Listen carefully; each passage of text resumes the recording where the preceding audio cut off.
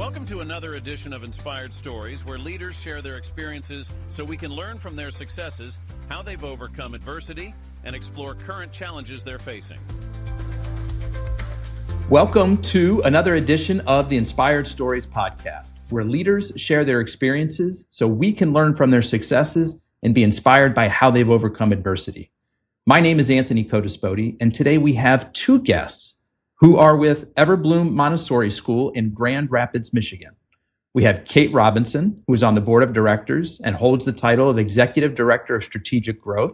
She has 10 plus years of experience in the startup, business, and nonprofit space. She is a design strategist and partner at Further Degree, a strategy and innovation studio. And we also have Emily Jacobson, who is the Director of Education at Everbloom. She has 28 years of early childhood education experience and is an AMS certified infant toddler guide. And I'm going to ask her what that means. But before we get into all that good stuff, today's episode is brought to you by my company, Add Back Benefits Agency, where we offer very specific and unique employee benefits that are both great for your team and fiscally optimized for your bottom line. One recent client was able to add over $900 per employee per year in extra cash flow by implementing one of our proprietary programs. Results vary for each company, and some organizations may not be eligible. To find out if your company qualifies, contact us today at addbackbenefitsagency.com. Now, back to our guests today, Kate and Emily. I appreciate you making the time to share your story today. Thanks for having us. Yeah, we're excited to be here. So let's start with the origin story of the business. How did each of you come to find your way to Everbloom? Great question. It's an interesting one, I would say. So my eldest son, who is now 7, but was 3 at the time when I met Emily, was enrolled at another Montessori school during the pandemic. And spring of 2020, though, they closed those classrooms down, decided to not reopen them in the fall for the infant toddler age. And we all sort of went, what's everybody going to do?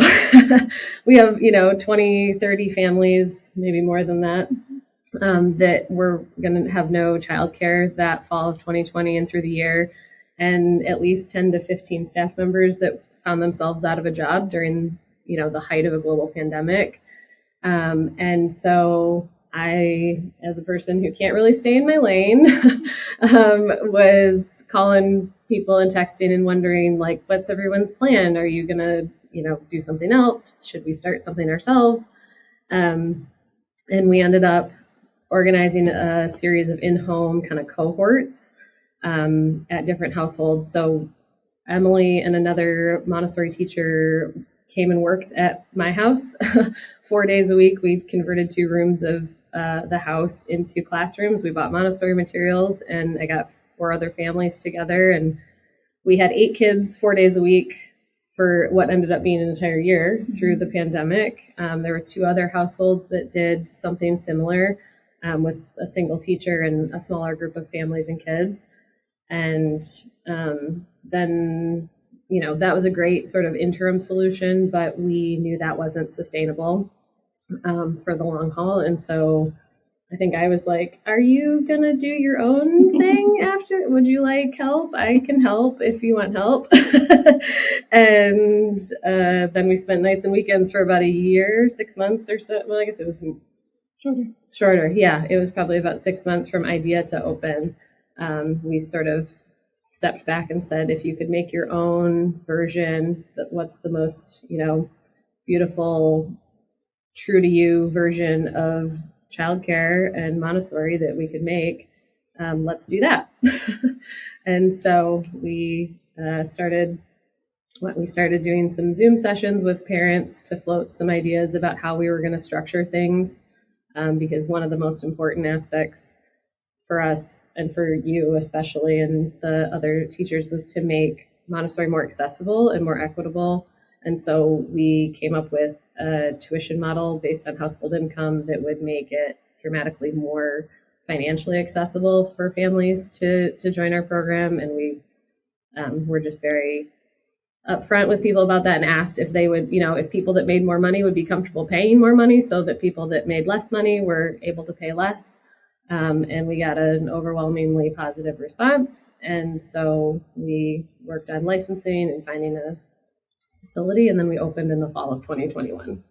So, Kate, you didn't have a background in childhood education. Tell me what your background is and how that has added to this whole experience with Everbloom.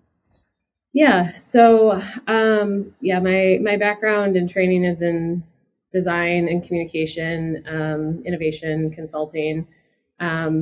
I did serve for a short period on an environmental science school board. So I had a little bit of governance experience and had some, back end understanding, but my personal professional practice is focused on design thinking. And so we do a lot in different industries to understand problems and kind of make the implicit more explicit, and then, kind of use all the information available to solve problems. And so it was kind of a natural fit to say, childcare is another one of those industries I can learn about and use those skills to help problem solve. So Emily and our other co-founder, Annie, were our subject matter experts, and I just basically facilitated them through understanding what they wanted and what they could achieve and helped give them the confidence to implement it. And so, Emily, like Kate said, you're one of the subject matter experts. You've been in early childhood education for 28 years. Yes. Is that right? How did that begin? It actually began, I was taking early childhood classes in high school and able to start to do like a work program through them. So I was working in early childhood program in my senior year of high school. And a teacher from the other Montessori school that I worked at for 25 years called the teacher that was heading that program and asked if they had anyone that they would recommend coming to work for them. And I fortunately was the name that got mentioned. I'd never heard of Montessori. I didn't know what it was. I was just graduating and getting ready to start my college career in early childhood. I've always loved children from when I was a child myself, trying to take care of other children. And I am so fortunate and thankful every day that I was the one that she mentioned. I can't say that if I wouldn't have found Montessori at 17 years old, that I would still be in this industry. It is a way of life. The philosophy is everything. And it's so different. I think I would have been burnt out so quickly in a traditional, and not that there's anything wrong with it, but just for me personally and my personality and how I mesh so well with Montessori is how it all started from age 17. So for those people listening who aren't familiar, as you previously weren't, can you explain what Montessori is, how it's different from maybe a traditional education environment? Yeah.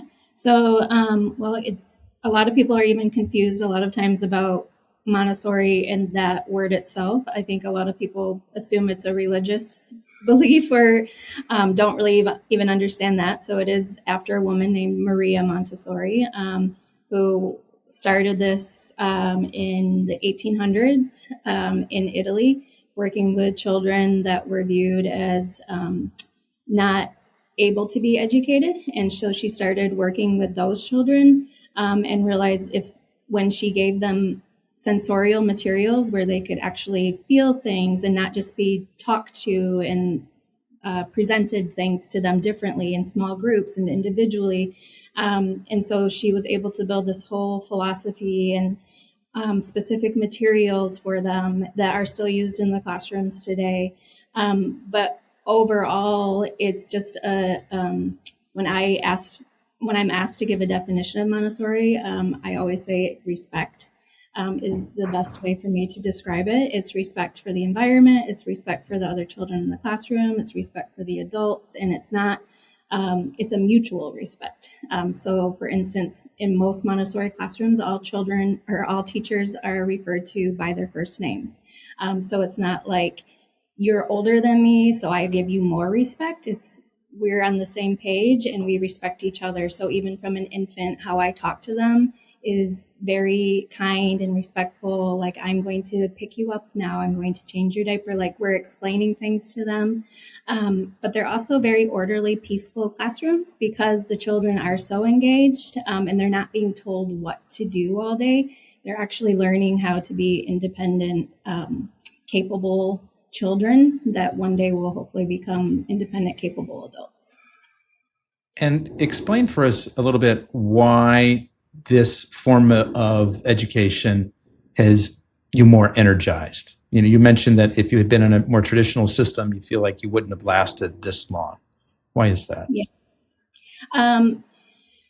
So a lot of in traditional, there's like your lesson planning, and you're coming up with all of the things you think are best for the children because you've been given a booklet or whatever on what you should be doing every week with the children. In the Montessori classroom, you're following the child and the children in the room. So when we put out what we call work in the Montessori classroom, which are the activities that the children are working with, it's based on what they're actually interested in at that time, the skill levels that we see them at, and following their lead. And so we're actually watching the children and what they want to be doing and how they're learning, instead of me just sitting down and saying, here's our lesson plan for the week. We're all going to learn about the color blue, or, just some random thing. Instead, they're all individualized works for them that will help teach them from math to language to culture, geography, science. Like, all of those things are built in, but more on the individual basis. So that eliminates like a lot of the chaos, a lot of the what I was going to say, I think it eliminates a lot of friction. Yes. Like, there isn't like a power struggle in that environment because children are engaged in making decisions. And so you're kind of like crafting that environment around their needs and desires, and not in a overly permissive way, but in a way that is respectful to the fact that they are full-fledged humans that have desires and preferences and curiosities. And it's really about like nurturing and maintaining that curiosity and love of learning. So Montessori has really begun to increase in popularity. I'm curious if you're aware or familiar with any studies that show the benefits for kids long term. That's a good question. I don't know that there's a lot of really recent academic work focused on Montessori. It is rooted in the scientific method and academia from the start. So there are anecdotal, longitudinal outcomes you could look at to say, like, these people, look at how much they've achieved, and very famous folks have been Montessori kids, and they're some of our most like creative problem solvers. I wouldn't say that that's enough to make the case for it, but there's certainly a lot of long-term evidence for the success of kids that have gone through Montessori. Yeah, I would also add to that, just even in the smaller regard, when children typically leave our classrooms and enter like a more traditional public school setting, the feedback from the teachers that the families will share is like, oh, you're a Montessori child. Like, they are not depending on the adult to tell them what to do. They push back and ask questions, even if it is of the adult. And they're self-learners, like they're capable of figuring things out on their own instead of just being like sitting and waiting for an adult to tell them what to do. Well, that says a lot right there. Yeah. And you mentioned something, Kate, I think it was you who talked about the sliding pay scale that you introduced. This seems like kind of an unusual approach. How did you come up with this idea? Yeah, I mean, how did we come up with the idea? I don't know. It was just sort of felt like a no-brainer. I mean, sliding scale pay isn't, revolutionary in general. But in the childcare and Montessori space, it's less common. But, one of the criticisms I would say of Montessori is that it can be seen as very elite and expensive and difficult to access. And one of the, other environments that we had been in was that. And so one of the ways that, when we were kind of thinking about reinventing this, we wanted to say, like, how do we turn that on its head? And it's a very basic model right now. We sort of said, what's the break-even rate we think we need across the board? Well, can we increase that by a percentage and decrease, by that same percentage the other direction? And we're just keeping averages, honestly. And we just thought that, if we align people's values with their spending and with their financial model, that we would have a more values aligned community that would come together. And that seems to be the case. Because this really feeds into something that's important to both of you about this idea of childcare being financially accessible to everyone. Mm-hmm. Yeah. The childcare crisis, right, is not unfamiliar to most people. I think during the pandemic, especially, we saw how important childcare is as infrastructure. We know the economy essentially can't run if there aren't people taking care of children. And so we just wanted to figure out how to make that a more equitable space. And so it just seemed like a very easy way to just literally put our money where our mouth is and start with that in mind. And if it didn't work, we always knew we could pivot. But we thought it was a hypothesis. I like to joke that we're a high fidelity working prototype and are constantly, making adjustments and learning new things and challenging the status quo and conventional wisdoms in this space. And charging only top dollar for every slot was one of those conventional wisdoms that we wanted to challenge. Say more about the childcare crisis. Is this a lack of childcare? Is it a lack of affordable childcare? What's going on? It's all of the above. There's a lack of slots, just spaces for children. There's a low supply of people willing to work in the industry because it is so poorly paid in most cases. Childcare just generally is unaffordable for families and expensive to run. There are state laws that require a certain number of trained adults per number of children. And so there's just really difficult math that has to happen. I could give some examples where we are here in Grand Rapids in Michigan. Kent County is where we live. There are 50,000 kids aged 0 to 5. And there are 30,000 spots for childcare for that age. Only half of those are considered high quality. And Kent County is on the better end of the spectrum of a lot of places. Definitely in Michigan. So it's one of the more resourced places. We have a countywide millage that's focused on early childhood intervention and support. And that's the first in the state. And I want to say maybe nationally.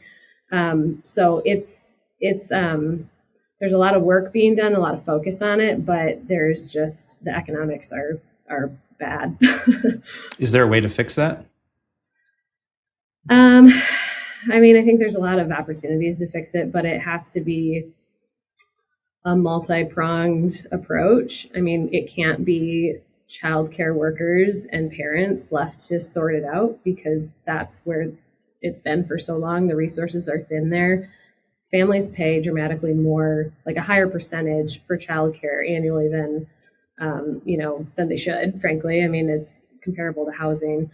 And so my mindset coming into this as a person who, background wasn't in education, but I'm a parent and I happen to have a set of skills that work, but that we need to have this like multidisciplinary, multi-industry approach to solutions in this space because, children are everyone's responsibility. It's the future of our society, right? It's not to be dramatic, but that is what we're doing. We're raising the next generation. And so, businesses need to be engaged. I think there's a state level solution that could be a part of solving the issue. but folks have to be willing to put money into the effort because it's everyone's, outcomes that we're supporting. Say something about the perception and, the way that your staff is viewed. So I think it's the norm in the general population for when you meet someone who works with children under the age of 6, to just view them as someone who plays with kids all day and gets labeled as a babysitter. And so there's definitely a negative stigma that comes with it. I often have said, even being in the industry for 28 years, knowing how important this job is and how much brain development happens, and that we're setting basically the entire foundation for a child's life. I still feel embarrassed to this day to say that I am a toddler teacher. I was for 28 years, as of recent that I moved into the co-director role full time. But once you say that, you're just kind of dismissed and like, okay, I'll move on. Like you're really not that important. If you were an elementary teacher, middle or high school and up, then you have some sort of value. So we're working really hard because that's so important at changing the mindset of that and really getting people to value individuals who choose to work in this industry, because it is so important, to try and get them at a livable wage, to be quite frank, because most are not. Most are working multiple jobs to be able to just work with children because they love it so much. So we have lots of work to do. We're doing a lot of work in advocacy just around that in itself outside of Everbloom. I'm curious to hear more about where you think that negative stigma comes from, right? Because you're somebody who's been in that role for over 20 years yourself, and I appreciate that you admit that you're embarrassed to share what you do, or the role that you were in for a number of years. Like, where does that come from? How was that started? Yeah, I think that people, honestly, I know Kate mentioned with the pandemic, people it opened their eyes a little bit, like, oh, this is what it's like to be at home with my child all day. And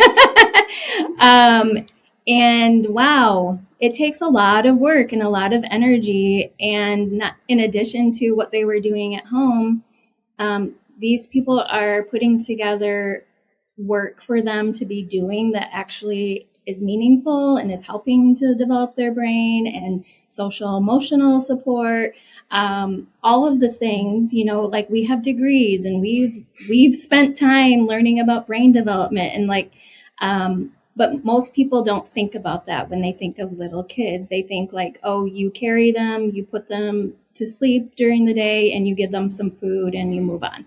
I think that's just the perception that a lot of people have. And so while the pandemic was, for a lot of reasons, really hard for a lot of people, I think it also helped at least our industry. People are talking about it now. They're realizing, and they're starting to understand, like, we need to invest in that age group and the individuals who are working with them every day. And Emily, I'm glad that you touched on the whole COVID experience and, how that, kind of brought some realizations to a lot of folks, because that was part of my inspiration for wanting to do a series, specifically on childcare centers, because I had boys who were of that age. They were, in a childcare center that were run by, friends of ours. And I saw just the strife that they went through trying to keep the doors open, trying to keep parents happy. You got some that want a mask, some that don't want a mask. You've got to do contact tracing. It was like there was a lot going on. And right in those times when our kids couldn't be there, either because there was an outbreak or because, there was a rule in place locally that, prevented them from being open. And, my wife and I are trying to juggle our jobs and take care of our kids at the same time. It was just madness. Now, fortunately, we were one of the lucky ones My oldest was going into a kindergarten in that fall of 2020 that was open. And so he got to go to school in person. My younger son, who was still in a daycare center, childcare center, he was able to go back in person most of the time, when they didn't have an outbreak. But I talked to a lot of parents who were not that fortunate, and they had to juggle their full-time job while being at home with their kid. And in some cases, also trying to juggle their online learning. And it was just a tornado disaster. And so I think you're right. I think, I don't know of anybody who maybe didn't appreciate their child care center before, but they had a whole new level of appreciation for the services that are being provided by organizations like yours.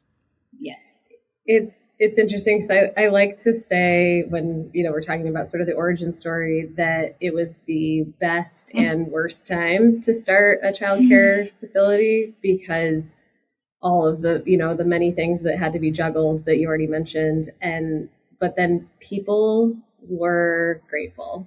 They wanted to be there. They wanted a place that they knew that they aligned with. And, some of those issues that you mentioned, masking or closing for different reasons and whatever your policies were, like we were very in a good position to be able to be very upfront and frank about our position on things. And that allowed people to feel more comfortable and be really invested in the safety and just like respect for community, which was really valuable. And I think has given us a really great foundation going forward, because we have people that were we were all in such an emotional space. It was just high stress and, people wanting to do everything they could, but not really knowing what to do. And so whenever there was an opportunity for folks to contribute or to be, good members of a community, like they took it. And that's been really, really beautiful.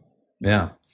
And, I think something that a lot of people maybe don't realize is that, part of a big contributing factor to the childcare crisis was COVID, because a lot of childcare centers did not make it through that time, right? They had to close their doors. And a lot of the ones who did make it are still trying to shovel out of debt that they took on just to keep the doors open, to keep their staff there, so that when it was okay for families to come back, that their doors were still open. So tip of the hat to you all. Thank you. Yeah, I think Michigan, I don't know if it was Michigan or Kent County, there was something like 10,000 childcare centers closed in 2020. And yeah, I will give our state some credit to they did childcare stabilization grants for all licensed facilities across the state of Michigan.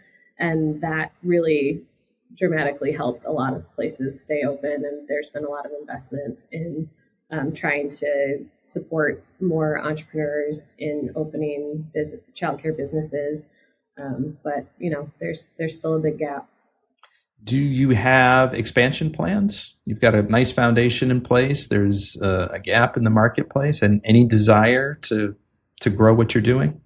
Yeah, we're actually right kind of in the middle of working on that. So right now we are in two different buildings that are adjacent to one another. We serve about 85 kids, ages 3 months to 6 years. And we are in the process of purchasing a new facility. We're leasing right now and moving just a few minutes down the road in order to add another 50 slots to our program. So we'll be at about 135 kids.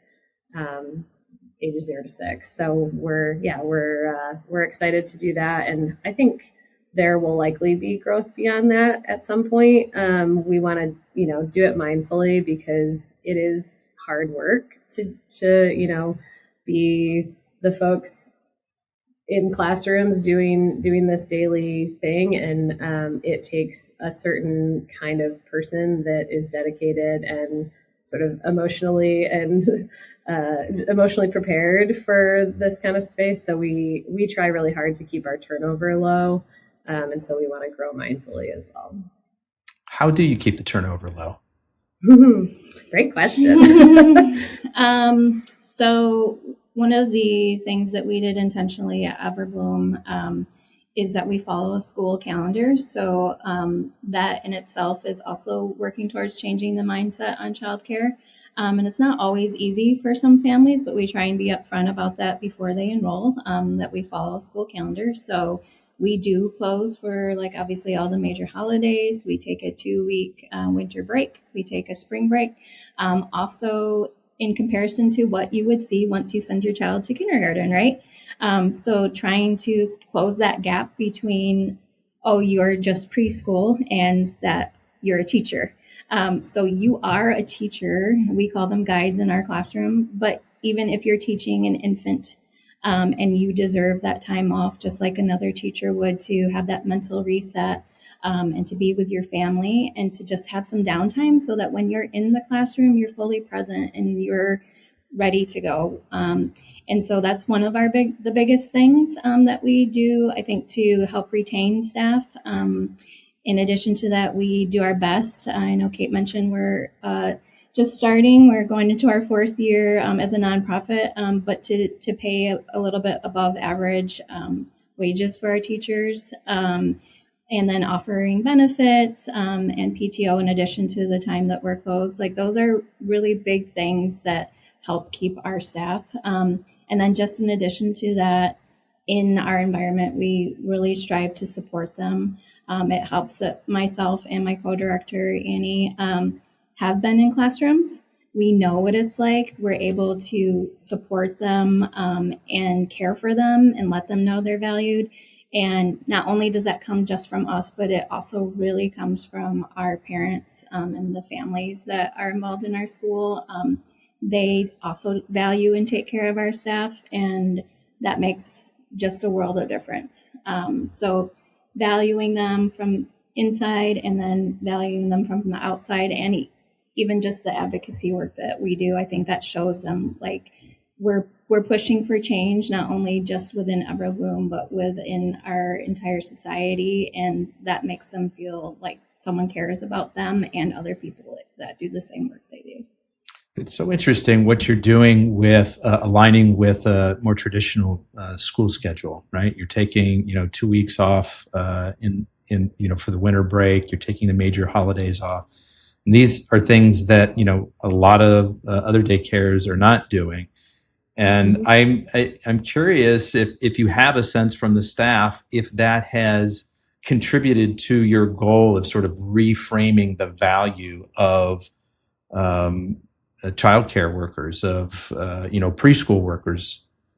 Yeah, for sure. We have a lot of our staff obviously come from other childcare centers, and almost all of them are like, we've never had this time off with our families. We've never been able to travel to see, family or just take a personal vacation.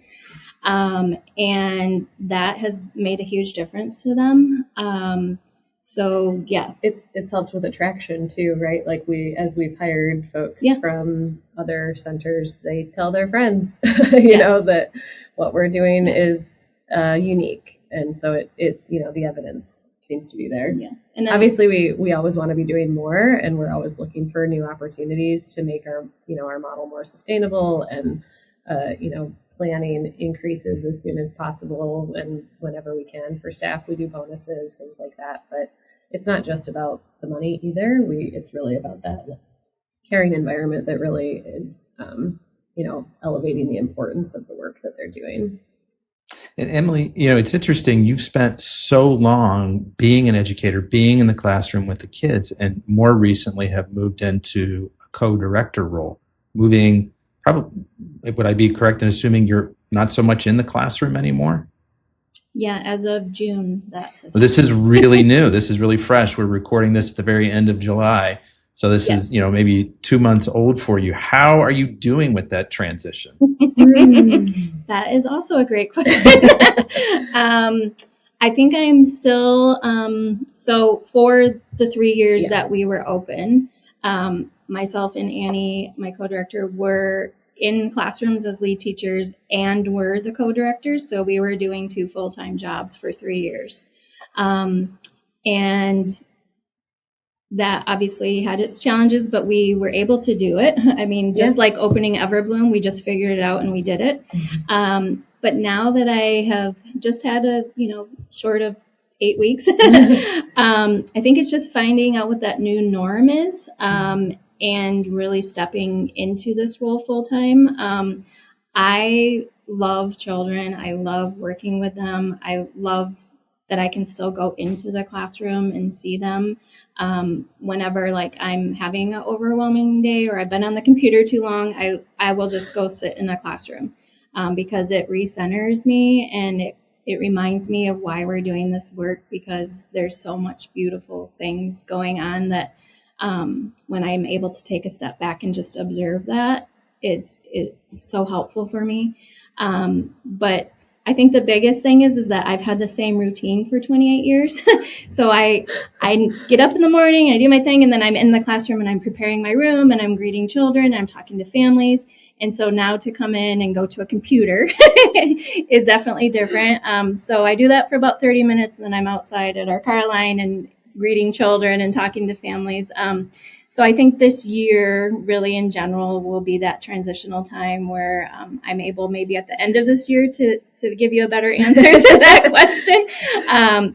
But I also have said for 28 years, there's clearly been a lot of wonderful, beautiful, amazing things that have happened and lots of relationships that I have gained, but there's been a ton of challenges also, and I've served on lots of boards and committees and capital campaigns and all of the things that I've done that I didn't fully probably understand while I was on that path.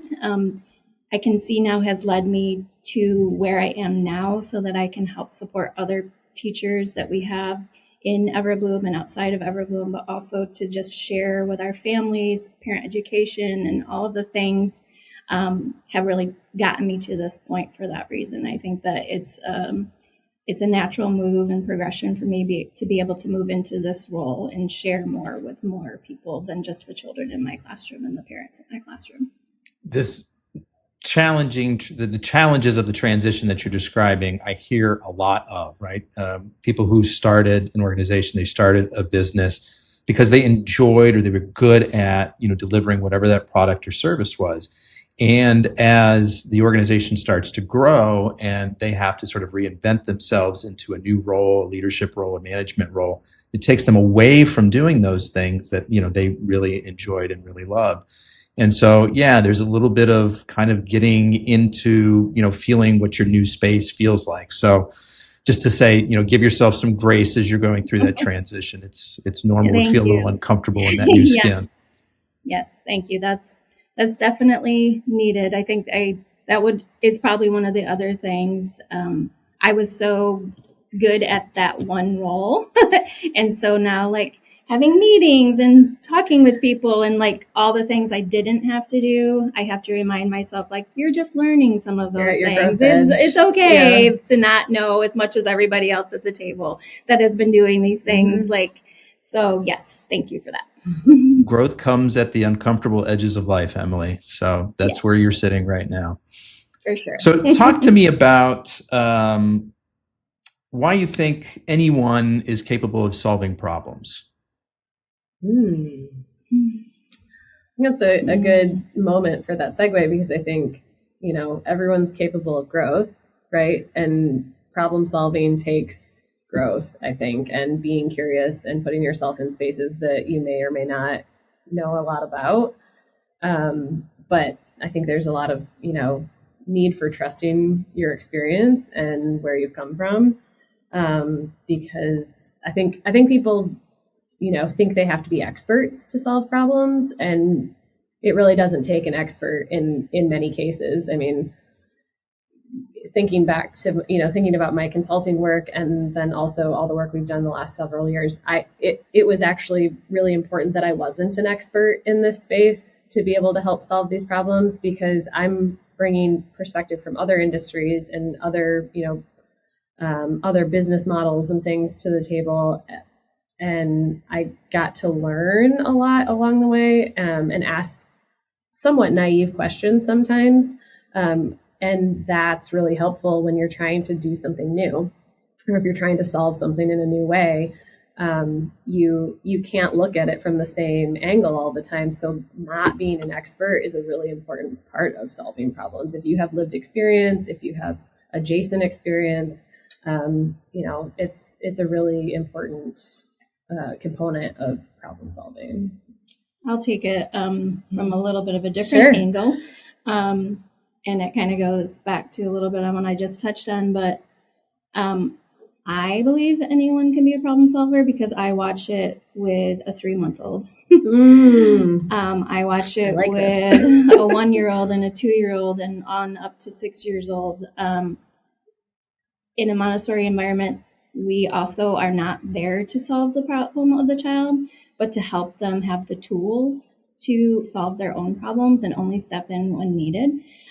So our job is to observe and step in when needed and then back out so that the child can figure it out from themselves. And so when I talk about when I go back into the classroom and I'm seeing these beautiful things happen, those are the reminders, like, oh, that infant on the floor who really wanted that ball, and the teacher didn't just bring it to them and problem solve them for it, but sat back and watched and let them scoot their body and then figure out how to do it themselves, just centers me and reminds me, like, that was a really big thing for that child that could have very easily been solved if an adult would have just given them that ball.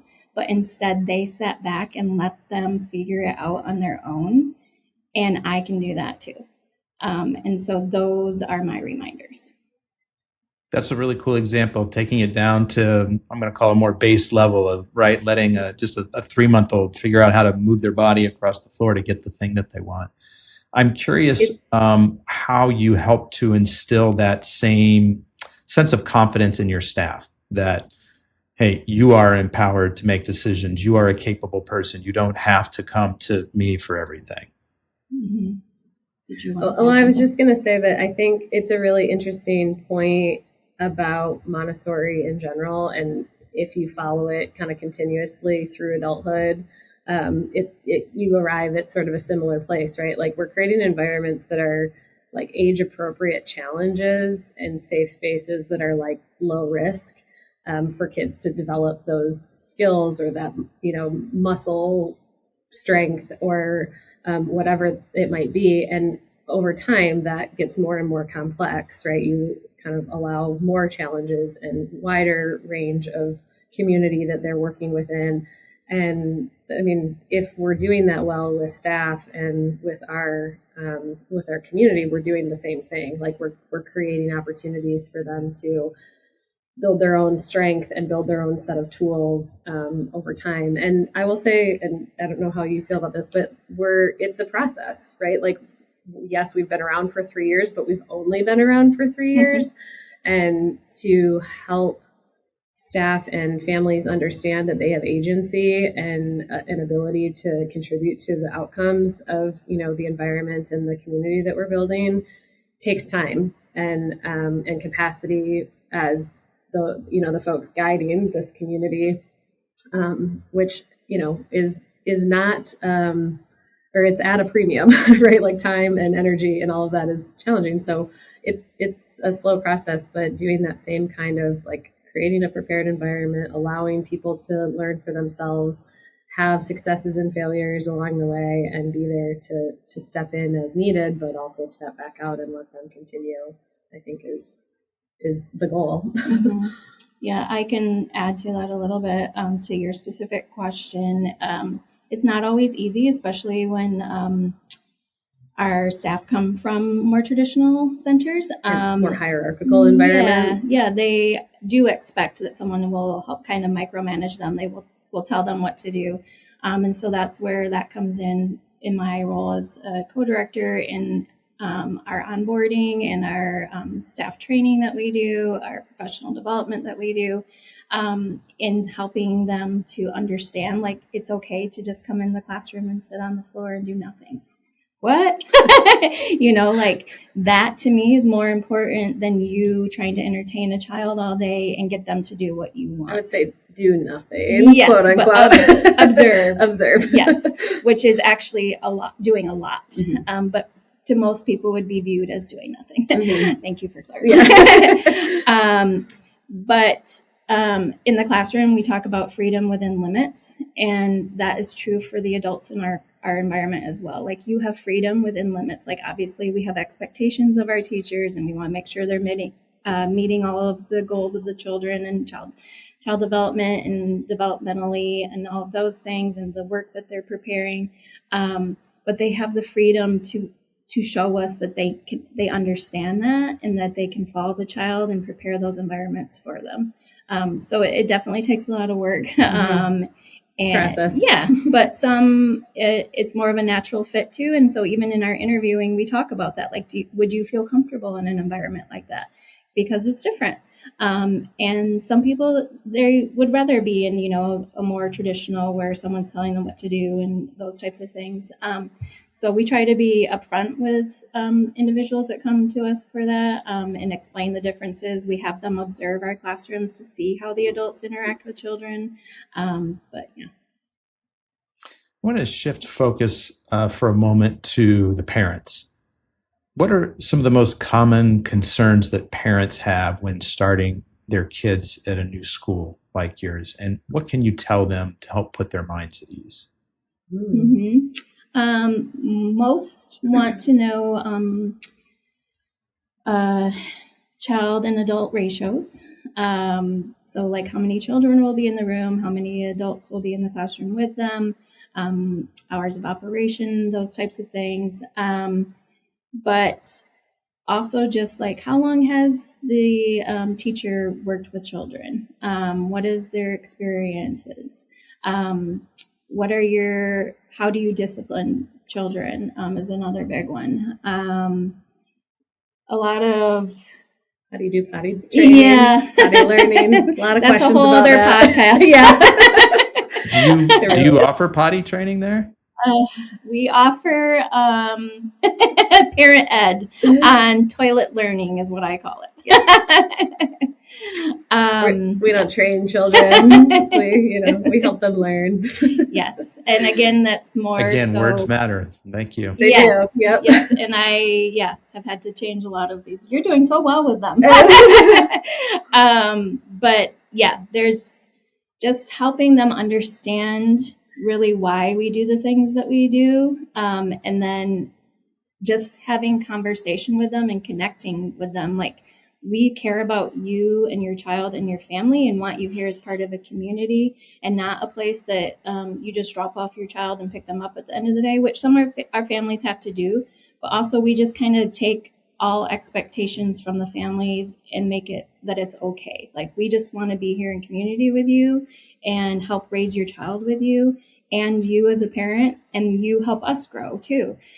So it's really relational in a lot of ways. Yeah, I mean, we have this we're inspired by the cooperative model and trying to bring everybody's contributions and keep everyone's growth in mind. And so we extend that into the parent and family community as well, and really try to encourage that engagement. I don't know how it compares to a more conventional environment, but I think there's a lot that people don't necessarily know about Montessori. They either are coming to us because they know Montessori and that's what they're looking for, or they're just parents trying to find a good place for their kids to be. And so trying to help them understand kind of what they're getting in this environment is a big thing. And sometimes they're curious and sometimes they're not. People are busy and trying to balance a lot of things. So sort of meeting people where they are and kind of helping them grow from that point is our biggest goal. Can you share an example or two of a particular success story of a child who was with you? Yeah, I think about this one a lot because there's plenty of stories to share on that front. But I think it really can come down to a more bit of a generalized scenario, especially coming out of the pandemic. Children were having a lot of one-on-one with their parents or grandparents, and not a lot of social exposure. So a lot of fear around being away from them and coming into our environments. and a lot of dependency on the adults, and a lot of emotional, I don't want to say issues, but turmoil. Yeah. They just weren't allowed a lot of time to have self-regulation opportunities. And so when coming into our environment, and this could be prior pandemic as well, but particularly at Everbloom, just seeing a child enter our environment from infancy through 5 years old, and seeing some of those children who hadn't ever been in a community environment with other children and other adults taking care of them, and really having an emotionally hard time with that, and struggling and feeling anxious and nervous, and you could sense that from the adults too, right? Because a lot of them had these babies in the pandemic and had never allowed someone else to take care of them. And so those children and those families entering our environment and knowing all of those things, and now I see those same children who have been with us for 3 years, and I barely recognize them. Mm-hmm. Like one of our infants who it was closer to a year when she started with us. It was really hard for her, and she wanted to know where her mom and dad were. And, it took her a while to transition into our environment. And now I open her car door in Carline, and she reaches for us, and she gets out, and she carries her little lunchbox and waves bye to dad. And she's not even quite 2 yet, and walks into the building and is like ready to start her day and happy to see her friends. And there's so many kids that have started with us that had that kind of same experience. And now I see them, and they're just like these independent, self-confident, I'm here to be with my friends and learn. And every time I see those kids, that's a success story for me. That's so neat to see that progression. Kate and Emily, I'm curious to maybe explore an example of either a personal or a professional challenge that you've overcome and some of the lessons that you've learned through it coming out the other side. I mean, this whole thing has been a personal and professional challenge, if I'm honest. Let's pick a certain element, something that you really put you through the ringer, and some things that you learned coming through it. Yeah, that's a great prompt. Do you have something that comes to mind first? Specifically, I think you can talk to one of your questions, like wanting to grow. That has definitely is not easy, even if you want to, and you want to be doing better and offering more spots and doing all the work. I say all the time, and this is why Kate is literally in the role she is right now, trying to be able to do that and like all of the things that are required outside of just like financing it and finding the building and all of the things. It literally takes one person being in a full-time position to make connections and just do all the things. So I'm going to let you talk more to that. Yeah, I mean, that kind of ties into what I was thinking about, which is that, so when we started with this cooperative model in mind, we knew that keeping the overhead super low was going to be really important to getting off the ground. We didn't have any investment capital. We, paid for our business licenses out of pocket and all of that. We did this very we threaded the needle very carefully. We opened applications and they had a small fee, and then we did, confirmation of spots, and that had a fee, and that was our first few $1,000s, and then we signed our lease. So we did this very out of order thing. But to do some of that, we had a lot of parents and family members volunteer. So I started out in a volunteer board role. And one of the challenges for me was over time, I just became more and more passionate about this, and I was giving more of my time to that than to my consulting work. And knowing when to ask for help or to say, I can't keep doing this without being paid, it was really hard. I think I started a board meeting in tears, and one of the other board members said, okay, we can't accept your free labor anymore. We need, and like for this work to continue, we need someone that's dedicated full time to it. And so that, like, valuing my own time and my own skill that I was bringing was really challenging, because I know how much hard work that our teachers and guides and directors put into this, that I wanted every penny to go to that work, which is critical, but there's back office and, infrastructure things that have to happen.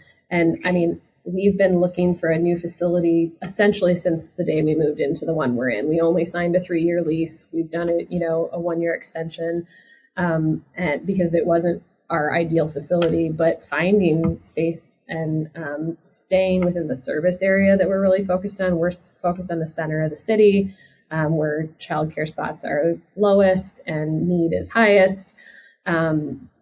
Just like balancing all of those things and knowing how to value my contributions as much as the day-to-day that's making the wheels turn in the building. Has been a challenge, and finding that balance and keeping things going without burning ourselves out in any one direction has been hard. Yeah. Well, you touch on something. Sorry, go ahead, Emily. Oh, sorry. I was going to say, I would say that it has been the biggest challenge to this. It's basically been a 24/7 job. We don't do like a 9 to 5. We've been working on this since the day we decided that we were going to do it. Mm-hmm. And evolving and growing and all the things have continued us on that path. So taking time like for ourselves and mm-hmm. for our families, unfortunately has been a struggle. It's one of the things we advocate for, but being myself, Kate, and Annie in particularly, the 3 that it kind of feels like this is our baby and that we're mm-hmm. responsible for. We have poured ourselves and our souls into this, and don't expect a lot in return. Kind of mm-hmm. like Kate mentioned, we would rather give than take anything from it. And so just having that reminder, which we probably still need to get a lot better at, to take care of ourselves has been the biggest struggle. And this is so common with young businesses, small businesses. There's so much work to do, right? There's so many different hats to wear, so many different roles that the leaders, that the founders need to fill, that it's easy to feel stretched really thin, until you can get to a point where you can afford a little bit more of that infrastructure, a little bit more of that staff support to take, some of that off of you. And, during these early, growth times, watching the balance sheet, watching the P&L becomes, even more important. You're, as a business leader, you're trying to find ways to increase sales. You're trying to find a way to, decrease costs. I'm curious if there are particularly creative strategies that you've tried with either one of those levers that would be interesting to share. That's a good question. I mean, I think we're always looking for kind of the most values aligned solution. It's part of why we are a nonprofit currently instead of a traditional for-profit, because we are building sort of all of our costs into the model versus trying to have money left over that we can take out of the business. So I don't know that I have any like brilliant tricks other than to say like we just try to lead with our values as much as we can and find we have various like platforms that we use and things that are aligned with sort of the work that we're doing and trying to find opportunities where those are lower costs. We do make a lot of our I think we're lucky because we do have a really engaged community of parents. So like our finance person has been a parent volunteer for a long time. Like he's the guy running the spreadsheets to help us make sure that we're, hitting the numbers that we need to and, know when we can add increases for staff wages and things like that. I don't know. Yeah. I don't know if I have any brilliance other than like find people that, care about the mission that you're, focused on and try to invite them into the work as well.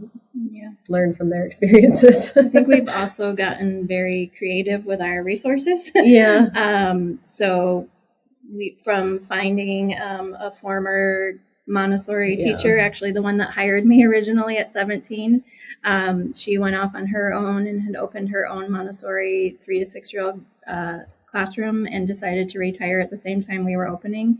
And like having that connection, and we're able to buy like her entire classroom instead of going out and buying everything brand new, and like creative ways that we've accumulated things has definitely been helpful. Well, and I think some of that's relationship based too, right? Like, so I think investing in the community and the relationships that you have goes a long way, because there are like less direct ways that ends up,